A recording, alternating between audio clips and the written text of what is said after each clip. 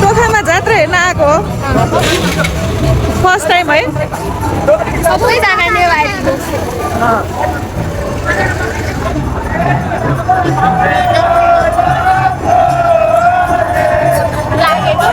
लगेको जस्तो है सबै लगेज हो जस्तो छ हेर नि त्यहाँ सबैलाई लागेछ नि त्यो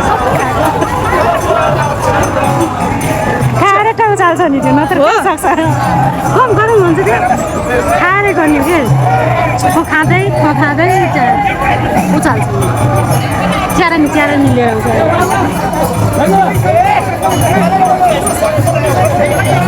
जाउँछु